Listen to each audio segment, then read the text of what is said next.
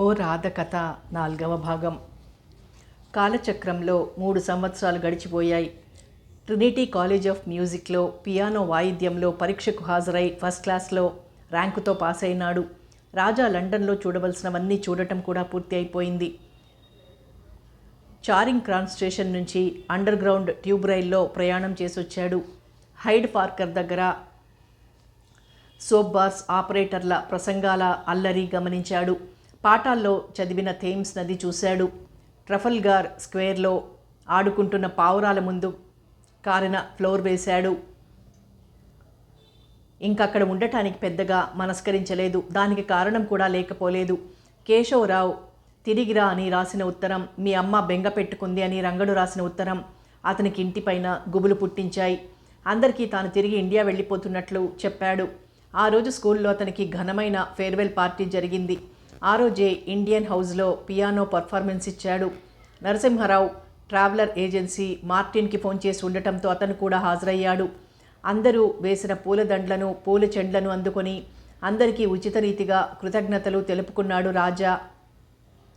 ల్యాంబర్క్ బ్యాంకులో తీసుకున్న డబ్బు ఇండియాలోని నేషనల్ గ్రౌండ్ వేస్ బ్యాంకుకి ట్రాన్స్ఫర్ చేయించడం, తిరిగి వీసా, పాస్పోర్టు అన్నీ సమకూర్చుకున్నాడు. పియానో కాకినాడకు పంపే ఏర్పాట్లు చేశాడు. ఆ రోజే అతని ప్రయాణం. ఇండియా లీగ్ హౌస్లోని భారతీయ అందరి గదుల్లోకి వెళ్ళి స్వయంగా సెలవు తీసుకున్నాడు. రావు, బెనర్జీ, సౌందరరాజన్, జూలియస్ లండన్ విమానాశ్రయానికి కూడా వచ్చి అతడు విమానం ఎక్కే వరకు ఉండి కన్నీటితో వీడ్కోలిచ్చారు. ఎందుకు పనికిరాడని ఈసడించిన తనని ఇంత వాడిని చేసి ఒక ప్రత్యేక స్థానాన్ని నలుగురిలోనూ కల్పించి తనని తీర్చిదిద్దిన లండన్కు, లండన్లోని స్నేహితులకు ఎంతైనా రుణపడి ఉన్నారని అశ్రువులు రాల్చాడు రాజా. ఈనాడు రాజా మ్యూజిక్ ప్రొఫెసర్గా, ఇంగ్లీష్లో అఖండ భాషా పరిజ్ఞానిగా ఇండియాకు తిరిగి బయలుదేరాడు. తాను మార్చి 17వ తేదీకి కాకినాడ వస్తున్నారని కేశవరావుకు కేబుల్ గ్రామ్ పంపాడు. రామారావుకి, రంగారావుకి ఉత్తరాలు రాశాడు. రాధకి రాద్దామా వద్దా అని సందేహించి ఒక్కసారి ఆశ్చర్యంలో ముంచుదామని వస్తున్నట్లు మాత్రం తెలియపరుస్తూ రాశాడు. కానీ ఫలానా తారీఖని రాయలేదు. అక్కడ రాధ తండ్రి సుబ్బారావు తహసీల్దార్ గారి అబ్బాయికి రాధని 10,000 కట్నంతో పెళ్లి చేయడానికి నిర్ణయించాడన్న విషయం రాజాకి కాదు కదా, రాధకే తెలియలేదు. రామాపురం కాలువ గట్టు మీద సాయంత్రం చుట్టలు కాలుస్తూ కూర్చున్న రాముడు, రంగడు రాజా రాకను గురించి మాట్లాడుకుంటూ ఉండగా కాలువ గట్టు మీద నుంచి వస్తున్న రాధను చూశారు. రంగడు లేచి ఆమెకు ఎదురుగా వస్తూ, రాధమ్మగారు, రాజా వస్తున్నాడు 20 తారీఖుల కల్లా అన్నాడు. వస్తే రాని, వెళ్ళినవాడు రాకుండా ఉంటాడా? అది కాదండి, రాజాని మీరు పెళ్లి చేసుకోరా? ఏమిటో నాకంతా అయోమయంగా ఉంది.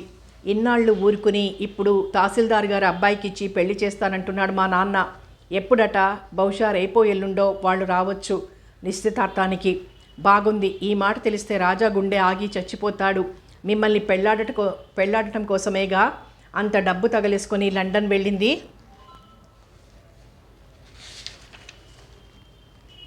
అది నాకు మాత్రం తెలియదా? నేనేం చేయగలను? రాజా అంటే నాకు ఇష్టమే అంటూ రాధ ఇంటికి వెళ్ళిపోయింది గబగబా అడుగులు వేసుకుంటూ. ఆ మర్నాడు అదే స్థలంలో కనిపెట్టుకుని కూర్చున్నాడు రాముడు, రంగడు. రాజోలు దగ్గర ఏరు దాటి 1.5 మైళ్ళు ఎవరైనా నడిచి అటు నుంచి రావాలి. మరో అరగంటకి 3 వ్యక్తులు అటు కేసు రావడం చూశాడు. అందులో ఒక స్త్రీ కూడా ఉంది. ఆ 3 ఏరు దాటి వచ్చి ఎవరి కోసమో నిరీక్షిస్తున్నట్లు నలువైపులా కలియజూస్తున్నారు. వారే బహుశా పెళ్లివారై ఉంటారని ఊహించి కాలుస్తున్న చుట్టముక్క అవతల పడేసి దండాలు బాబు అంటూ దగ్గరగా వెళ్ళాడు రాముడు, రంగడు. ఆ ఇద్దరిని చూస్తూ, ఏది బండి పంపలేదా ఆయన అని అడిగాడు అందులోని ఒక వ్యక్తి. దాంతో వీళ్ళు కరణం గారింటికేనని రూఢీపరుచుకున్న రాముడు, రంగడు, చిత్తం తమరు కరణం గారింటికేనా అండి? మేం వారి తాలూకా మనుషులం కాములేండి. ఏది, మీరు ఆయన పంపే బండి కోసమా చూస్తున్నారు? అయితే ఇక మీరు వెళ్ళినట్లే. ఆయన బండి పంపడము, మీరు వెళ్ళడము రెండూ జరిగే పనులే అంటావా రాముడు అన్నాడు రంగడు కాస్తంత హేళనగా. ఏం, ఆ మాత్రం మర్యాద కూడా తెలీదా ఆ పెద్ద మనిషికి? నొసలు చిట్లిస్తూ అడిగాడు ఆయన. కరణమైనంత మాత్రాన మంచి మర్యాద తెలియాలని ఎక్కడుంది? అసలు ఆ మనుషులే మర్యాదస్తులు కారు. పాపం మీరు సంబంధం కోసం వెడుతున్నట్టున్నారు చల్లగా అంటించాడు రంగడు.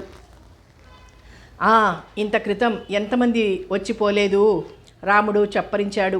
ఎంతమంది వచ్చిపోయారేమిటి? ఆ స్త్రీ ముఖం మార్చుకుంటూ అడిగింది. ఓ 10-12 దాకా వచ్చి ఉంటాయి. అంతా వద్దని వెళ్ళిపోయిన వారే. ఏం పిల్ల బాగుండదా? ఆత్రంగా అడిగాడు ఇంకో వ్యక్తి. పిల్లకేం, పిల్ల బాగానే ఉంటుంది, కానీ పిల్ల తల్లే అంటే కరణం గారి భార్యగారే మంచోరు కాదంటారు. అంటే అంటే ఏముంది, ఆ యమ్మ నోటికి ఊరంతా జడుస్తుంది. మునసబు గారితో తిరుగుతారని కూడా అంటారు. ఆ మాటలు మాకెందుకులేండి, మేమేమన్నా చూసామా, ఏడ్చామా? మరి పిల్ల మంచిదేనా? గాడిద కడుపున సింహం పుడుతుందంటారా?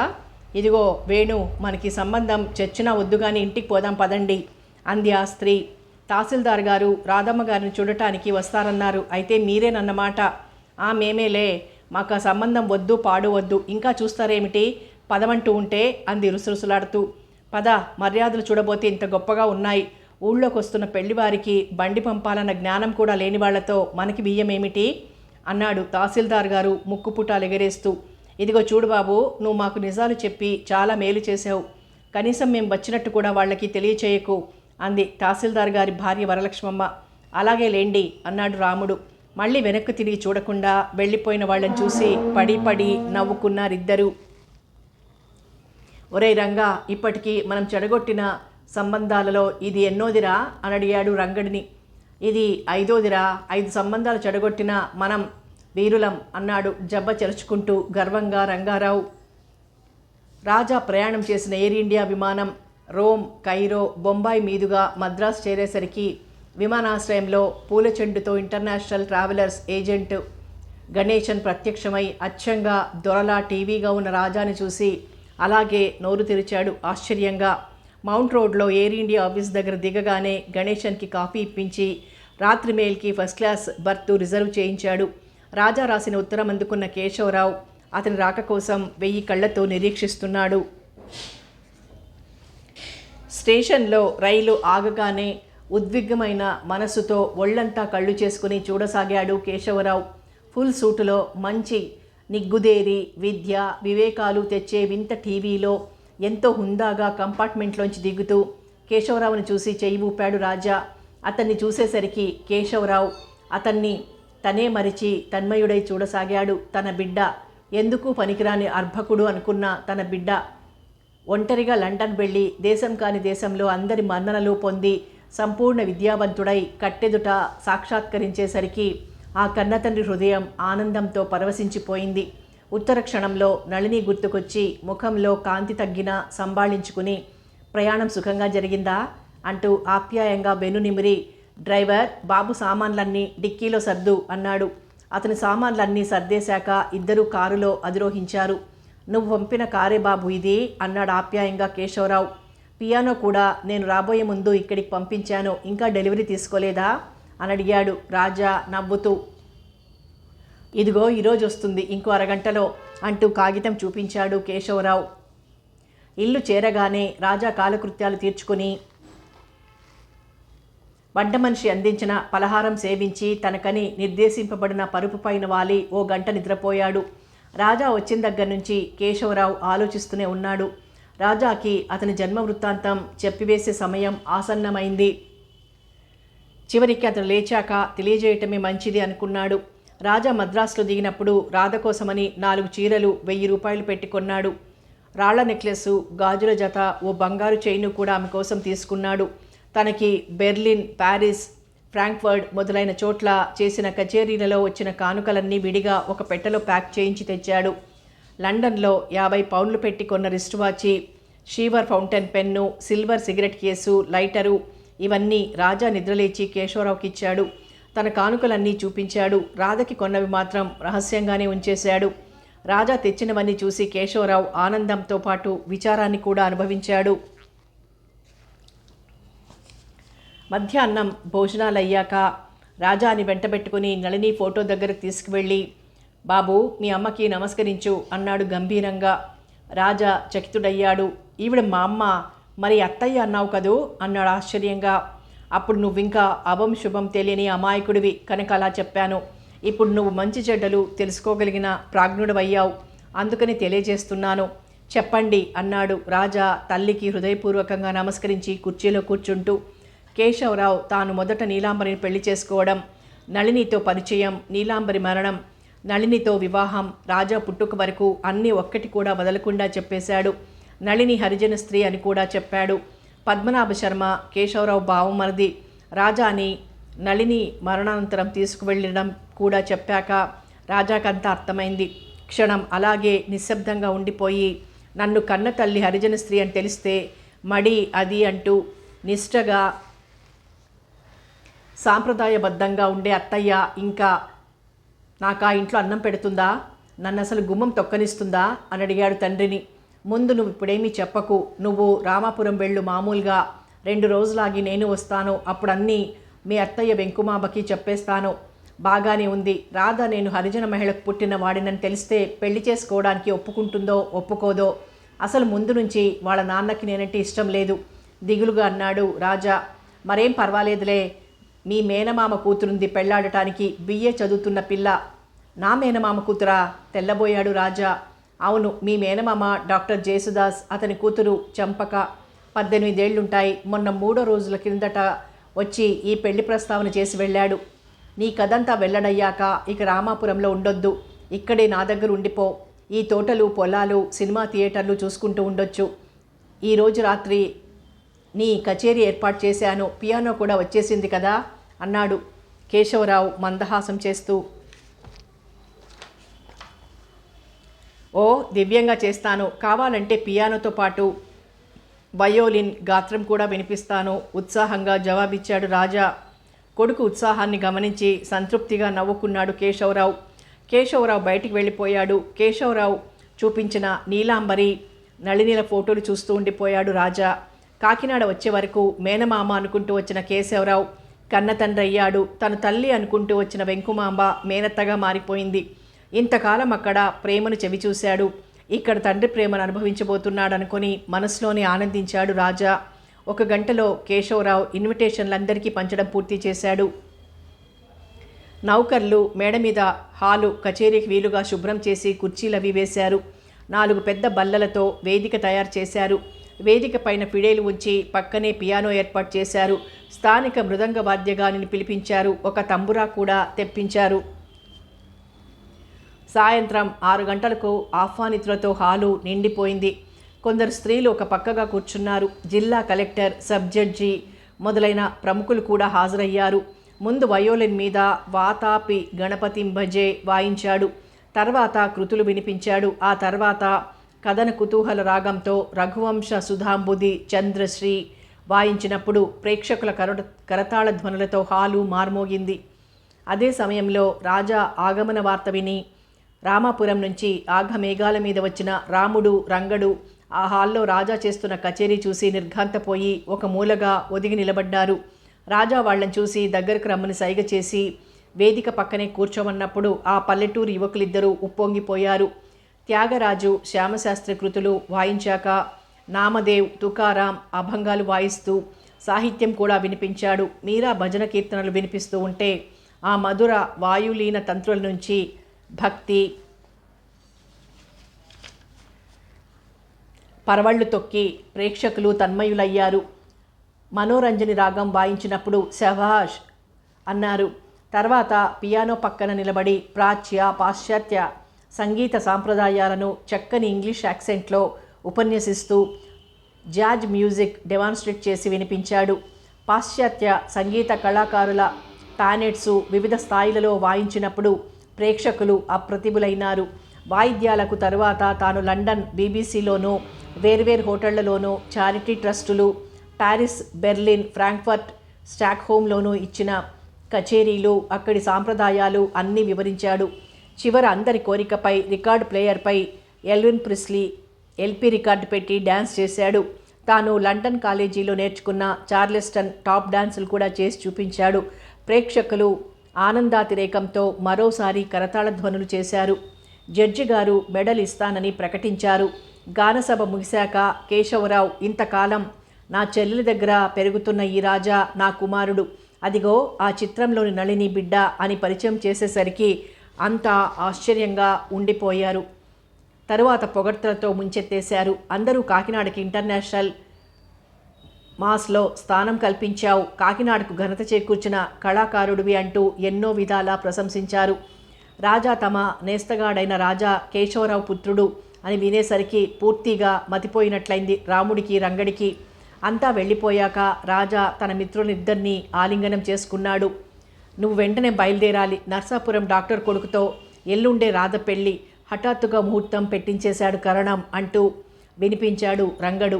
ఆ రాత్రికి అక్కడే రాముడు రంగడు భోజనం చేశారు. ఆ మర్నాడు కారులో బయలుదేరాడు రాజా తన మిత్రులతో కలిసి. చీకటి పడకుండా మనం రామాపురం చేరొద్దు అన్నాడు రాముడు. సరిగ్గా 7 గంటలకి రామాపురం చేరుకున్నారు. సూట్ కేస్ రంగడు మోసుకొచ్చాడు. రాజాను చూడగానే వెంకుబాంబ ఆనందం కట్టలు తెంచుకుంది. కొడుకుని అక్కున చేర్చుకుని ఆప్యాయంగా వెనునిమిరింది. రేపు తెల్లవారుతుందనంగా నర్సాపురం డాక్టర్ గారి అబ్బాయి చంద్రానికి రాధకి పెళ్ళట. వచ్చి పిలిచి వెళ్ళారు అంది వెంకుమాంబ కొడుకి భోజనం వడ్డిస్తూ. రాజా విని ఊరుకున్నాడు. తనకి వెంకుమాంబ మేనత్త అన్న విషయం ఏమీ ప్రస్తావించలేదు. అతని ఆలోచనంతా వేరుగా ఉంది. రాధకి పెళ్లి జరిగే తీరుతుందా? తను గట్టిగా ప్రయత్నించడానికి తన తల్లి హరిజనరాలని తెలిస్తే వాళ్ళకి తనకసలు పిల్లనివ్వరే, ఏమిటి చేయడం? ఇదే అతని మనసును పురుగులా తొలిచేస్తోంది. భోజనాలు కాగానే రంగడు రాముడు రాజా పైకి వెళ్ళారు. ఏం చేద్దాం అని అడిగాడు రాజా ఆలోచిస్తూ. పెళ్ళి ఆపేస్తాం అన్నాడు రాముడు కాస్తంత కసిగా. ఎలా ఆపుతారు? ఎలాగోలా ఆపేస్తాం, అదంతా నీకు ఇప్పుడే చెప్పాం. నువ్వు ఈ మేడ మీద గదిలోనే ఉండు, బయట తాళం వేస్తాం. నీ జోడు కోటు, ఆ ప్యాంటు, ఆ షర్టు అన్నీ ఇలా పడేయి. రాజా అన్నీ ఇస్తూ ఏం చేస్తారు అని అడిగాడు. ఏం చేస్తామో చూద్దు గాని, మేము ఏం చేసేది? రాత్రి 10:30లోగా తేలిపోతుంది. ఏం జరిగింది అప్పుడు చెబుతాం. ఎవరైనా అడిగితే రాజా రాలేదనే బామ్మగారు చెబుతారు అన్నాడు రంగారావు. రాధ రాసిందన్న ఉత్తరం కూడా తీసుకున్నారు. కరుణం గారి ఇంటి ముందు వెన్నెల దీపాల కాంతులతో పందిరి మెరిసిపోతోంది.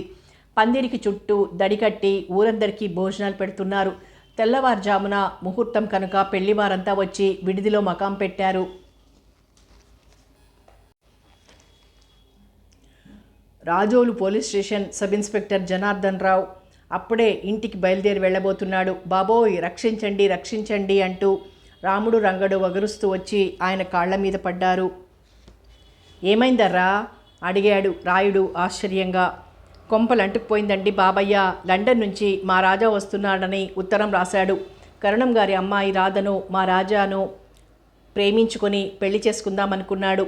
అది కరుణం గారికి ఇష్టం లేదు. మరి రాజా రాకని ఎలా పసిగట్టాడో ఏమో, రౌడీలతో చంపించేశాడు. ఇదిగో మేము రాజా కోసం పెడుతుంటే పిల్లకాలువ గట్టు పక్కన రాజా గుడ్డలు పడున్నాయి. రాజానేం చేశాడో మరి. లండన్ వెళ్ళి చదువుకుని వాళ్ళే రామాపురం వస్తున్న వాడిని చంపేశాడు. పెళ్లి కాకుండా ఎక్కడ అల్లరి చేస్తాడో అని అంటూ తువ్వాలు మూట విప్పి రాజా ప్యాంటు, రక్తంతో తడిసిన షర్టు, జోళ్ళు చూపించారు. బాగానే ఉంది కానీ ఇవి రాజా బట్టలేనని గ్యారంటీ ఏమిటి అని అడిగాడు నాయుడు. ఉదయం కాకినాడలో అతనితో పాటు మేము ఉన్నామండి. నిన్న రాత్రి నుంచి ఈ బట్టలు అవి అతను వేసుకున్నవే. నేను రాత్రికి వస్తా, మీరు వెళ్ళిపోండి అంటే మేము మధ్యాహ్నానికే వచ్చేసామండి. కావాలంటే చూడండి, ఇవన్నీ లండన్ మోడల్, లండన్ గుడ్డలే కదండి. మన రామాపురంలో ఎక్కడున్నాయండి ఇలాంటివి అని అడిగాడు తెలివిగా. నిజమే అనిపించింది నాయుడికి. సరే కరణం వీపు వలిచేస్తా, నడవండి అంటూ లోపలికి వెళ్ళి గంట నొక్కాడు. దూరంగా నిలబడి బీడీ కాలుస్తున్న కానిస్టేబుల్ గోవిందు పరుగునొచ్చాడు. రామాపురంలో మర్డర్, కరణాన్ని అరెస్ట్ చేయాలి, అరదండాలు తీసుకుని బయలుదేరు అన్నాడు. Sub inspector Janardhan Rao Naidu, police Govindu స్టేషన్కి తాళం వేసి సైకిళ్ల మీద బయలుదేరారు. మేమిద్దరం మీ వెనకాల పరిగెత్తుకుంటూ వస్తామండి అన్నారిద్దరు అతి వినయంగా. ఆ మూట ఇలా ఇవ్వండి అన్నాడు కానిస్టేబుల్. రాధ నుంచి వచ్చిన ఉత్తరాన్ని కూడా రాజా దగ్గర నుంచి తీసుకున్నారు గనక అది కూడా ఆ జేబులోనే ఉంచారు. సైకిళ్ల మీద కాలువగట్టు వెంబడి రయ్యమంటూ ఆ ఇద్దరూ రామాపురం వెళ్లారు. హమ్మయ్య, కరణం రోగం ఈ దెబ్బతో చెప్పగా కుదిరిపోతుంది అన్నాడు రంగడు. మరి మనం ఏం చేద్దాం అన్నాడు రాముడు.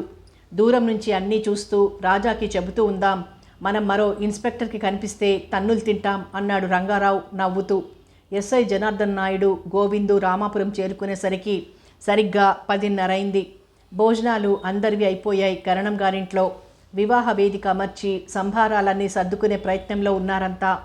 బంధువులందరూ భోజనాలు ముగించి కాస్త ఓ కునుకు తీసిలేద్దామని అనుకుని పడుకున్నవారు, ఆడపెళ్లి మగపెళ్లి వారి తాలూకు ఆడవారంతా పాతకాలపు జరీ చీరలు ధరించి గుంపులు గుంపులుగా చేరి కబుర్లు చెప్పుకుంటున్నారు కొందరు.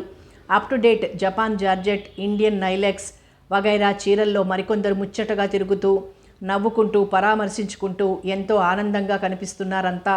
ఇంతలో టకటకామంటూ బూట్ల శబ్దంతో వచ్చిన సబ్ ఇన్స్పెక్టర్ని చూసి రండి రండి భోజనం చెదురుగాని అన్నాడు కరణం ఎదురొచ్చి. అవన్నీ తర్వాత ఒకసారిలా రండి అన్నాడు నాయుడు. ఆశ్చర్యపోతూనే కరణం కాస్త పక్కకొచ్చాడు. మీరు రాజాని చంపించవలసిన అవసరం ఏమొచ్చింది అని ప్రశ్నించాడు కాస్త కఠినంగానే నాయుడు. రాజా ఎవరు నిర్ఘాంతపోయి అడిగాడు కరణం. వెంకుమాంబ గారి అబ్బాయి. వాడెక్కడున్నాడు? 4 ఏళ్ళై లండన్ పోయి అక్కడే ఏడుస్తున్నాడుగా. ఇవాళ అతను వస్తాడని మీకెలా తెలిసింది? రామ రామ, అసలు నాకేం తెలియందే. అతని శవాన్ని ఎక్కడ దాచారు? తన ధోరణి ఆపకుండానే అడిగాడు. అయ్యో, నేనేం ఎరగనండి. మరి బట్టలు కాలువ గట్టు మీద ఎవరు పడేశారు? ఎవరి బట్టలు? రాజావే. రాజా ఏమిటి? ఆ వెధవ పేరు రాజయ్య కసిగా అన్నాడు కరణం. మీ అమ్మాయినిచ్చి పెళ్లి చేయమని అడిగాడా? ఏనాడో అడిగాడు. చెయ్యనని ఖచ్చితంగా చెప్పాను. మీ అమ్మాయి రాసిన ఉత్తరాన్ని కూడా కాదంటారా? ఉత్తరాల అలాంటి పనులు మా పిల్ల చెయ్యదు. ఒకవేళ రాసి ఉంటే వీపు చీరేస్తాను మండిపడుతూ జవాబిచ్చాడు. బాగుందిలేండి, కానీ కాస్త తమాయించుకోండి. నిన్నే పెళ్లి చేసుకుంటానంటూ మీ అమ్మాయి రాసిన ఉత్తరం ఇదిగో. అతడు వస్తుండడం తెలిసే మీరు ఎవరినో పంపి చంపించి ఉంటారు. తెల్లారగానే ఏ పొలంలోనో కనిపిస్తుంది శవం. మిమ్మల్ని అరెస్ట్ చేస్తున్నాను, స్టేషన్కి రండి అన్నాడు గంభీరంగా ఇన్స్పెక్టర్. కరణం ముఖం కత్తివేటుకు రక్తం రానంతగా పాలిపోయింది. నేను రాజాను చంపించానా? మీరు పొరబడుతున్నారు. ముందు రాజోలు వచ్చి స్టేట్మెంట్ ఇవ్వండి, తర్వాత సంగతి ఆలోచిద్దాం. మీరు నన్ను రక్షించాలి. ఈ పెళ్ళి జరిగిపోనియండి, కన్యాదానం చేసొస్తాను స్టేషన్కి అన్నాడు ప్రాధేయపూర్వకంగా. అదేం కుదరదు అన్నాడు ఖచ్చితంగా నాయుడు. రాజయ్యను కరణం చంపించాడట. అదిగో రక్తంతో నిండిన అతని దుస్తులు అని గుసగుసలు పోసాగారు అంతా. రాజా రావడం, తండ్రి చంపించడం కూడా జరిగిపోయాయా అని రాధ నిలువున నిర్ఘాంతపోయింది. కానిస్టేబుల్ గోవిందం కరణం చేతికి సంకెళ్ళు వేశాడు. ఇదంతా చూసిన కరణం గారి భార్య స్పృహ తప్పి పడిపోయింది. ఇల్లంతా రోదనలతో నిండిపోయింది. హంతకుడితో బియ్యమేమిటి అని లేచి నిలబడ్డారు మగపెళ్లివారు. అంతవరకు నిర్విణ్ణుడై చూస్తున్న పెళ్లి కొడుకు తండ్రి పదండి తిరిగి వెళ్ళిపోదాం అన్నాడు. కరణాన్ని తీసుకుని ఎస్ఐ గోవిందం రాజోలు వెళ్ళిపోయారు. పెళ్లి ఆగిపోయింది. వెడుతూ ఎస్ఐ కరణంతో పాటు వెంకుమామ ఇంటికి వెళ్ళి తలుపు తట్టాడు. మా రాజయ్య నిన్న కాకినాడలో దిగాడు, ఇవాళకి ఇక్కడికి రావాలి, ఇంకా రాలేదు బాబు అంది వెంకుమాంబ రాజా చెప్పి నూరిపోసినట్లుగానే. నాయుడు అప్పటికేమీ వెంకుమాంబకి చెప్పకుండానే కరణాన్ని తీసుకుని వెళ్ళిపోయాడు. రాజాని నేను చంపించానని ఎవరు మీకు రిపోర్ట్ చేశారు అని అడిగాడు కరణం దారిలో. ఎవరో 2 కుర్రాళ్ళు బ్యాండు సన్నాయి మేళాల వాద్యఘోషతో బంధుమిత్రుల సల్లాపాలతో ఎంతో సందడిగా ఆనందం తాండవించి ఉన్న కరణం గారిల్లు పందిరి నిర్జనమైపోయాయి. భయంకరమైన నిశ్శబ్దత ఏర్పడింది. కరణం వెంకమ్మ గారి రాజయ్యని హత్య చేయించాడా? ఎంత ఘోరం అన్నాడు మునసబు గుండె బాదుకుంటూ. తెల్లవారగానే రాజయ్య శవం కోసం గాలించండి అని తన నౌకర్లకి పాలేర్లకి ఆజ్ఞాపించాడు. ఏడుస్తున్న కరణం గారింట్లో ఆడవాళ్లతో ఉదయం జామీన్ మీద విడిపించి తీసుకొస్తాను, భయపడకండని ఓదార్చి తన ఇంటికి వెళ్ళిపోయాడు. రంగ రాముడు దూరం నుంచి ఇదంతా కనిపెట్టి చూస్తూనే ఉండి తెరిచి ఉన్న దొడ్డి తలుపు గుండా లోపలికి ప్రవేశించి అంతా రాజాకి చెప్పి ఆ రాత్రికి అక్కడే వాళ్ళు కూడా నిద్రపోయారు. తెల్లవారి అంతా పెళ్లి ఆగిపోయినందుకు ఏడుస్తున్న సమయంలో ఎవరూ చూడకుండా రాధ వెంకుమాంబ గారి మేడ దగ్గరికి వచ్చింది. వీధి తలుపులు తోసుకుని లోపలికి వెళ్ళింది. తన తండ్రి రాజాని నిజంగా చంపించి ఉంటే తన్ను వెంకుమాంబ గొంతు పిసికి చంపడం తథ్యమనుకొని దడదడలాడే గుండెతో హాల్లోనే నిలబడింది. ఇంతలోనే పైన రికార్డుకు పడుతున్న అడుగుల సవ్వడి విని మేడ మీదికి వెళ్ళేసరికి ఫుల్ సూటు, కళ్ళకి చెలవు జోడు ధరించిన రాజా ఆ ఇంగ్లీష్ రికార్డుకు అనుగుణ్యంగా డ్యాన్స్ చేస్తుంటే అలాగే నిలబడిపోయింది నిలువున నిర్ఘాంతపోతూ. రికార్డు ముగిసింది. డ్యాన్స్ ఆపేసిన రాజా రాధను చూసి you traitor, you promise breaker, you have betrayed me అని స్వచ్ఛమైన ఇంగ్లీష్లో రాధను నిందిస్తూ ఉంటే ఆ మాటలు కూడా సరిగా అర్థం కాలేదు రాధకి. కళ్ళకున్న జోడు, తలకి పెట్టుకున్న టోపీ తీశాడు రాజా. అప్పటికి రాజాని గుర్తించగలిగిన రాధ స్తంభించిపోయింది. రాజా సూట్ కేసు తీసి తను మద్రాసు నుంచి తెచ్చిన చీరలు ఆమెపై గిరాటేశాడు. నెక్లెస్, గొలుసు, గాజులు చూపించాడు. ఇదేనా నిన్ను నమ్మినందుకు నువ్వు నాకిచ్చిన ప్రతిఫలం అని గర్జించాడు రాజా. రాజా కాళ్ల మీద పడి, నన్ను క్షమించు రాజా, ఎంత ప్రయత్నించినా ఈ పెళ్లి ఆపలేకపోయాను. పైగా నువ్వు వచ్చే తారీఖు కూడా నాకు స్థిరంగా తెలియలేదు. నిన్ను మా నాన్న చంపించాడని ఎవరో పోలీసులకి రిపోర్ట్ ఇచ్చారట. పోలీసులు ఆయన అరెస్ట్ చేసి తీసుకుపోయారు. రాజోలు పెళ్లివారు నర్సాపురం వెళ్ళిపోయారు. నువ్వు నిక్షేపంలా ఉన్నావే, ఈ పుకారు ఎలా పుట్టింది అంది రాధ సాగదీసుకుంటూ. నా స్నేహితులు ఇంత ఘోరం జరుగుతూ ఉంటే చూస్తూ ఊరుకుంటారా? వీళ్ళు గెరిల్లాలు యాక్షన్ తీసుకున్నారు. అసలు మీ నాన్ననే ముందు చంపేద్దామనుకున్నారు. ఎవరు? వీళ్ళేనా? రాముడిని రంగని చూపించి అడిగింది. అవును, వీళ్ళు నా బంటులు. నేను రాముడిని అయితే వీళ్ళు ఒకరు ఆంజనేయుడు, మరొకళ్ళు సుగ్రీవుడు. సరే బాగుంది, కానీ మా నాన్నను విడిపించు, మనం పెళ్లి చేసుకుందాం. మీ నాన్న ఒప్పుకుంటాడా? ఒప్పుకోకేం చేస్తాడు? ఆయన ఒప్పుకోకపోతే నేను ఇక్కడికి వచ్చేస్తాను, ఇక్కడే పెళ్లి చేసుకుందాం. ఆ మాట మీద నిలబడతావా? తర్వాత ఏవైనా వికృత పరిణామాలు వస్తే తిరిగిపోతావా? చచ్చినా తిరిగిపోను. అంతగా అయితే విషం తాగి చావనన్నా చస్తాను, కానీ నా మాటకి ఇంక తిరుగులేదు. సరే, ఇప్పుడే వెళ్ళి మీ నాన్నను విడిపించుకొని వస్తానని జవాబిచ్చి రంగడిని రాముడిని వెంటబెట్టుకుని రాజోలు వెళ్ళాడు. హత్య చేయకుండానే చేశారని నేరం ఆరోపించినందుకు మిమ్మల్ని అరెస్ట్ చేస్తారేమో అంది రాధ బెరుగ్గా వెళ్ళబోయే ముందు. మేము రాజా కోసం జైలుకు వెళ్ళడానికైనా సిద్ధమే. కేవలం పెళ్లి ఆపించడం కోసమే ఇలా నాటకం ఆడాల్సి వచ్చింది.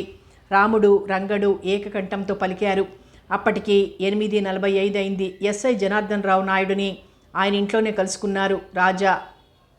కేశవరావు నాకెందుకురా అని తిరిగి ఇచ్చేసిన సిల్వర్ సిగరెట్ కేసు కానుకగా ఇచ్చి రాధ పెళ్లి గొడవంతా వివరించి తన కోసం మిత్రులాడిన నాటకాన్ని గురించి తెలియచేశాడు. అంతా విన్నాక నాయుడికి చాలా నవ్వొచ్చింది. కరణాన్ని లాకప్లోంచి బయటికి తీసుకురమ్మని చెప్పాడు. కరణం వస్తూనే ముందు రాజాను చూసి ఎవరో అనుకుని బాగా పరకాయించి చూసి రాజాని గుర్తించి, ఓరి దౌర్భాగ్యుడా అంటూ పళ్ళు కొరికాడు. ప్లీజ్ షటప్ అండ్ బిహేవ్ అన్నాడు రాజా ఉగ్రుడై. నాయుడు కలగజేసుకుని రాధమ్మను రాజాకిచ్చి పెళ్లి చేయడం, మాట నిలబెట్టుకోవడం మంచిదని చెప్పి వెళ్ళమన్నాడు ఇంటికి. ఇంటికి తిరిగొచ్చి నిప్పు తొక్కిన కోతిలా గంతులు వేశాడు కరణం. నేను రాజానే పెళ్లాడతాను. ఇంత జరిగాక ఇంకా బయట వాళ్లతో నాకు పెళ్ళేమిటి? మీకు ఇష్టమైతే సజావుగా పెళ్లి చేయండి, లేకపోతే నేను వాళ్ళ ఇంటికి వెళ్ళి పెళ్లి చేసుకుంటాను అక్కడే అంది రాధ ఖచ్చితంగా. కరణం మాట్లాడలేదు. ఏదో చెప్పు, పెళ్లి కాగానే మేము కాకినాడ వెళ్ళిపోతాం అంది. నీ ఇష్టం వచ్చినట్లు చావు, నేను మాత్రం నా అంతట నేనుగా వాడితో పెళ్లి చేసి పంపను అన్నాడు మండిపడుతూ హనుమంతయ్య. రాధ పెళ్లి చెడగొట్టి కరణాన్ని అరెస్ట్ చేయించడంతో రాజాకి ఏం ప్రమాదం వాటిల్లుతుందో, ఏం రభస జరిగిపోతుందో అని భయపడి వెంకుమాంబ ఉదయమే కేశవరావుకి నిల్చున్న పళంగా రమ్మని కబురు చేయించింది ఫోన్ ద్వారా. ఫోన్ అందుకున్న కేశవరావు వెంటనే బయలుదేరాడు. ఏం గొడవలొస్తాయోనని వెంట జేసుదాసును కూడా తీసుకుని బయలుదేరాడు కారు మీద. కేశవరావు రామాపురం చేరుకునేసరికి రాజా వెళ్ళి కరణాన్ని విడిపించడం, అతగాడిల్లు చేరటం అన్నీ జరిగిపోయాయి. కరణం రాజోల్ నుంచి విడుదలై వచ్చాడని తెలిసి మునసబు సమితి సర్పంచి ఇతర మెంబర్లు కూడా వచ్చారు చూడటానికి. అందరూ వీధి సాబడిలో మాట్లాడుకుంటూ ఉండగా కేశవరావు, జేసుదాసు కరణం గారి గుమ్మం ముందు నుంచి వెళ్లడం చూసి మునసబు బయటకొచ్చి, కేశవరావు బాబు కులాసాగా ఉన్నారా అని అడిగాడు ముఖం ఇంత చేసుకుని. మీ దయ వల్ల బాగానే ఉన్నాం అన్నాడు కేశవరావు నవ్వుతూ. ఎంత వాటా? మీ బోటి పెద్దవారికి మా దయ ఏ పాటిది? ఒకసారి లోపలికి రాకూడదా అని ప్రశ్నించాడు కరణం హనుమంతయ్య. బాగుండదని కేశవరావు, జేసుదాస్ లోపలికొచ్చి కూర్చున్నారు.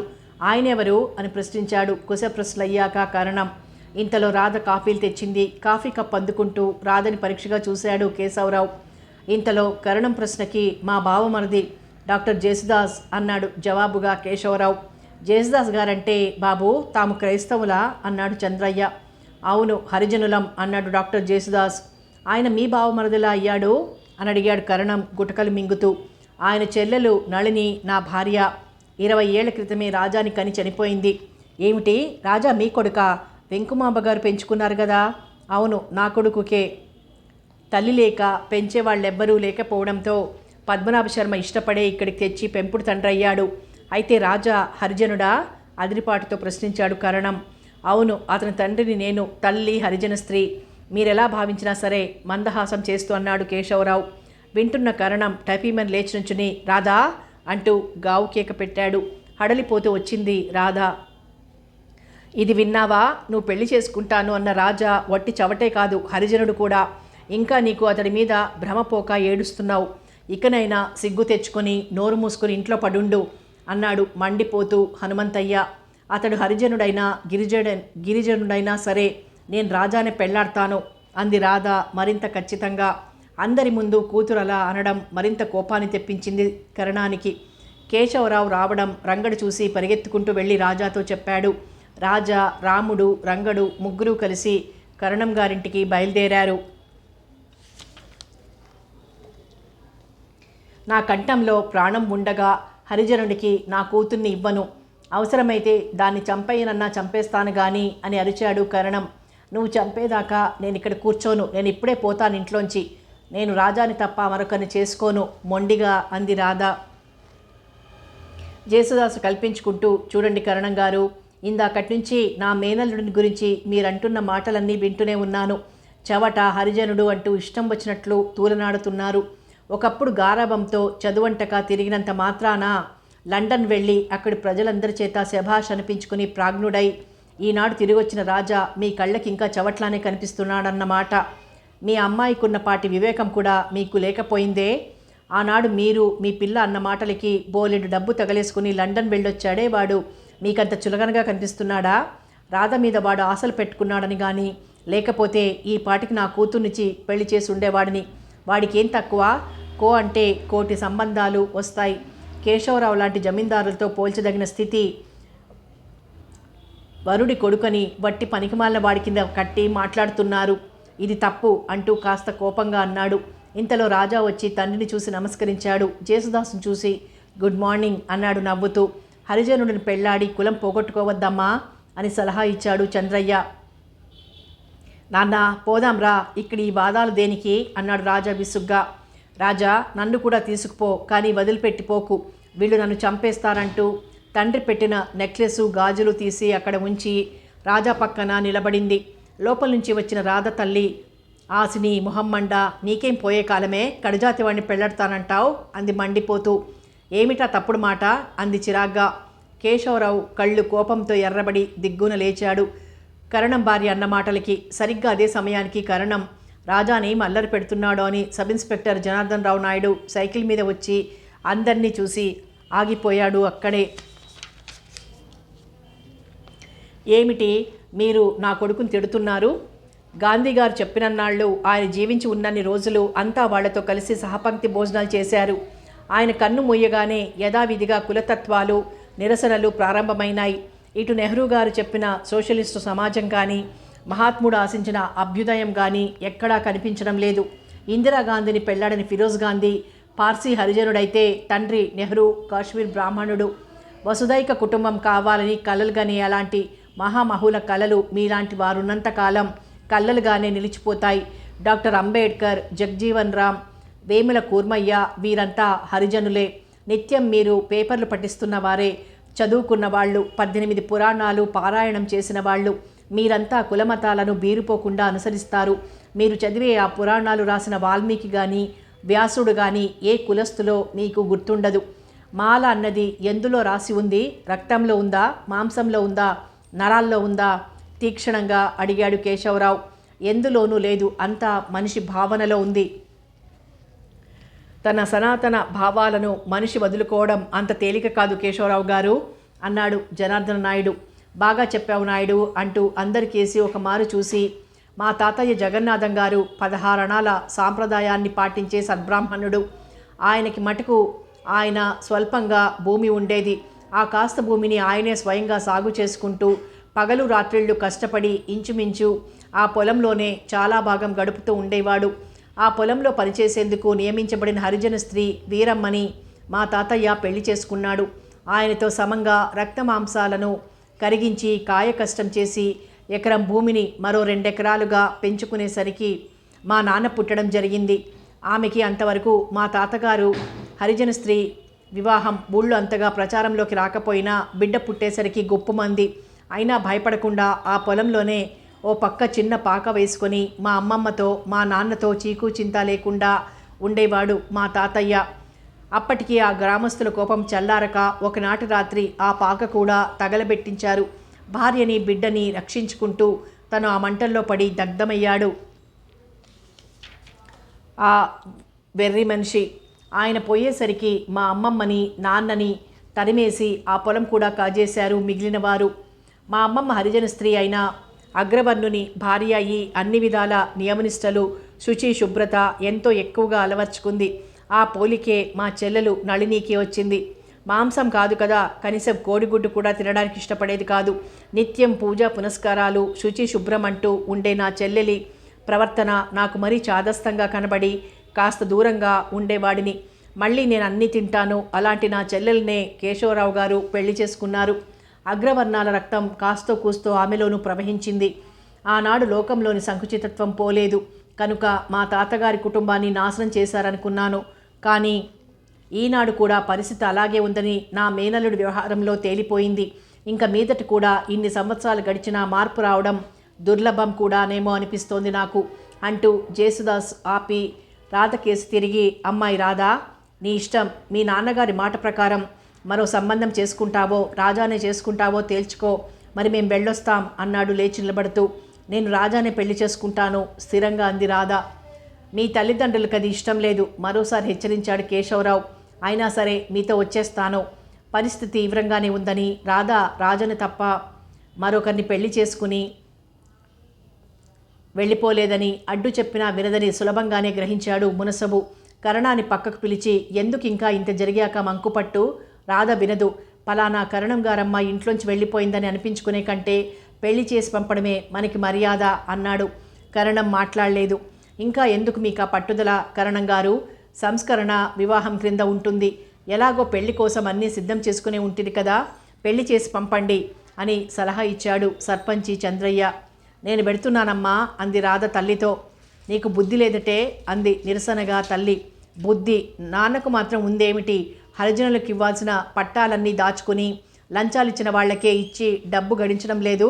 ఇవన్నీ మంచి పనులేమిటి అంది చిన్నగానైనా రుసరుసలాడుతూ. కూతురి నోటి వెంబడి వచ్చిన ఆ మాటలు విని హడలిపోయింది తల్లి. ఇంకా లాభం లేదు. కూతురు తమ బ్రతుకంతా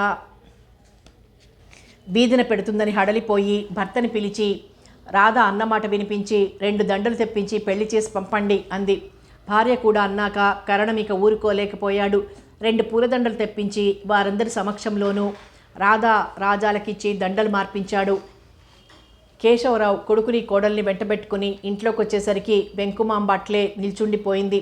కేశవరావు లోపలికొచ్చాక జరిగిందంతా వివరించాడు. అప్పుడే రాజా హరిజన స్త్రీకి పుట్టిన పిల్లాడని వివరిస్తూ, నీ ఆచారాలకి పద్ధతులకి భిన్నంగా జరిగిందని బాధపడకు. ఇన్నాళ్ళు నా బిడ్డని కళ్ళల్లో పెట్టుకొని పెంచావు. రుణం తీర్చుకోలేను. ఇంత జరిగాక అందరికీ తెలిసిపోయాక ఈ రామాపురంలో రాజా ఉండటం అంత మంచిది కాదు. నా దగ్గరే ఉంటాడు అన్నాడు కేశవరావు. అంతా శ్రద్ధగా విన్నాక వెంకుమామ నొచ్చుకుంటూ, ఎంత మాట అన్నావన్నయ్యా? నేను మాత్రం నీ చెల్లెల్ని కాదు. నువ్వు హరిజన పిల్లని పెళ్ళాడగాలేంది నేను ఆమెకి పుట్టిన బిడ్డని కొడుకుగా స్వీకరించలేనా? కన్నదేగా అని వదిన కళ్ళు తెరిచి బిడ్డను చూసుకుందా? కన్న బిడ్డకు కడుపారా పాలిచ్చిందా? ఏం చేసిందని ఆనాటి నుంచి ఆ పసికందుని సాకి ఇన్నాళ్ళు పెంచింది నేను. అన్నయ్య, నాకు మాత్రం ఎవరున్నారు? వాడే కదా. ఇక్కడ ఉంటాడు, అక్కడ ఉంటాడు. అలాంటి శంకలేమీ పెట్టుకోకు అంది రుద్ధ కంఠంతో. కేశవరావు గర్వపడ్డాడు చెల్లెలి ఔదార్యానికి. మేనత్త సహృదయతకి పొంగిపోయాడు రాజా. మీ సంస్కారానికి నా జోహార్లు అన్నాడు జేసుదాసు హృదయపూర్వకంగా. పిల్లాడి పెళ్ళి ఇలా తేలిగ్గా జరగడమేంటన్నయ్యా? కరణం పెళ్ళి ఘనంగా చేయకపోతే పోయాడు. మనమే చేసుకుందాం. ఊరందరినీ పిలుద్దాం. వచ్చిన వాళ్ళు వస్తారు, రాని వాళ్ళు రారు అంది వెంకుమాంబ. కేశవరావు తల అడ్డంగా తిప్పి, ముందు కాకినాడ తీసుకెళ్ళి అక్కడి రిజిస్ట్రార్ ఆఫీస్లో పెళ్లి తంతు జరిపిస్తాను. అక్కడ డిన్నర్ ఏర్పాటు చేసి అందరినీ పిలిచి చేసుకున్నాక ఇద్దరిని ఇక్కడికి తీసుకొస్తాను. సత్యనారాయణ వ్రతం చేసి అందరినీ పిలుచుకుందువు గాని ఇప్పటికప్పుడు ఊరందరికీ భోజనాలు ఏర్పాటు చేయాలంటే ఎలా కుదురుతుంది నీకైనా? కాస్త 2 రోజులన్నా వ్యవధి ఉండాలి కదా అన్నాడు. అన్నగారు చెప్పింది సబబుగానే కనిపించింది వెంకుమాంబకి. ఆ పూటే రాజాని రాధని తీసుకుని వెళ్ళిపోయారు జేసుదాసు, కేశవరావు. ఆనాడు రిజిస్ట్రార్ ఆఫీస్లో సంతకాలు అయ్యాక ఆ రాత్రి 8ంటికి బ్రహ్మాండమైన విందు జరిగింది కేశవరావు ఇంట్లో. కేశవరావు స్నేహితులు, శ్రేయోభిలాషులు అంతా హాజరయ్యారు. ఆ 3వ నాడు రామాపురంలో జరిగిన సత్యనారాయణ వ్రతం పేరుతో పిలిచిన భోజనాలకి రామాపురంలోని ప్రతి వ్యక్తి హాజరయ్యారు. తన కొడుకు సాధించిన విజయానికి మనసారా ఆనందించాడు కేశవరావు.